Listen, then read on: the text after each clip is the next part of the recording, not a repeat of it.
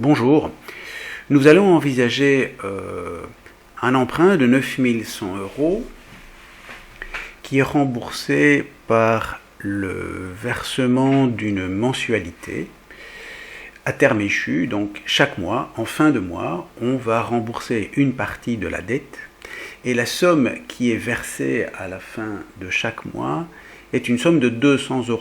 Et la question qui se pose alors est de déterminer le nombre de paiements de 200 € qu'il convient d'effectuer pour rembourser la dette. Donc si on le représente sur la ligne du temps, on a donc bien un emprunt à l'origine de 9100 € et on effectue un certain nombre de fois, et c'est ce qu'il conviendra de déterminer, on ne sait pas combien de fois.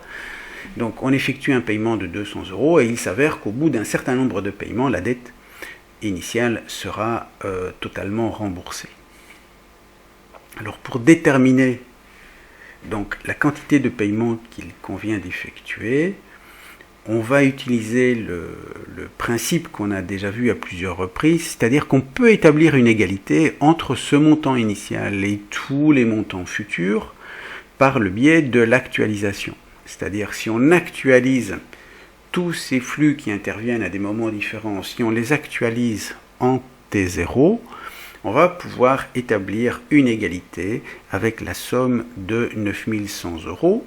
Et cette égalité, en fait, c'est ce qu'on retrouve exprimé dans la formule des annuités, si ce n'est qu'ici, ce n'est pas une annuité, mais une mensualité qui est envisagée. Donc, C0 est connu, c'est 9100 €, A est connu, c'est 200 € et I est connu, c'est 1%. Le seul élément que l'on ne connaît pas, c'est N. Alors, j'attire à nouveau votre attention sur la particularité de cette formule, qui est que A est un paiement mensuel. Et donc, la périodicité liée au paiement est mensuelle. Il faut donc, pour appliquer correctement la formule, que le taux d'intérêt que l'on retrouve dans la formule soit également un taux d'intérêt qui capitalise mensuellement, et N correspond alors à un nombre de périodes qui sont exprimés en mois. Donc, on va appliquer la formule maintenant. On connaît C0, c'est 9100.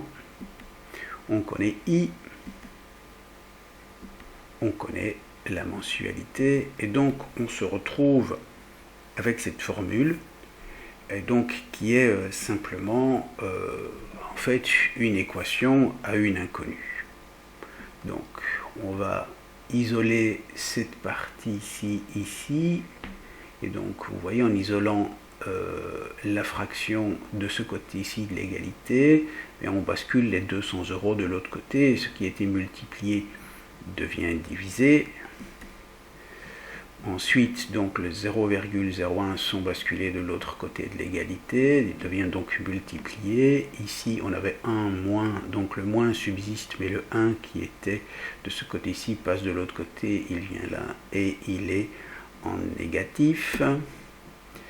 Et donc, finalement, on retrouve cette égalité suivante.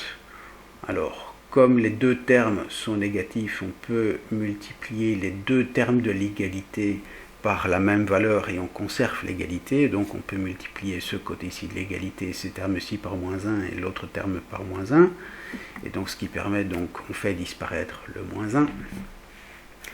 Ensuite, comme notre inconnue est en exposant, pour ne plus qu'elle apparaisse en exposant, on va utiliser les logarithmes, et à nouveau, puisqu'on a affaire à une égalité, on conserve l'égalité si on prend le logarithme de ce terme et le logarithme de ce terme. C'est ce qu'on va faire tout de suite. Voilà. Donc, nous avons le logarithme de 1,01 exposant moins n, et donc nous pouvons écrire que c'est la même chose que moins n fois le logarithme de 1,01.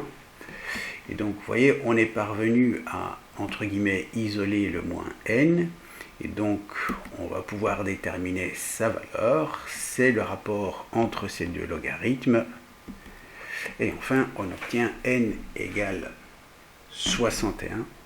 Et donc, ça veut dire qu'il conviendra de faire 61 versements. Donc, n est bien un nombre de moins.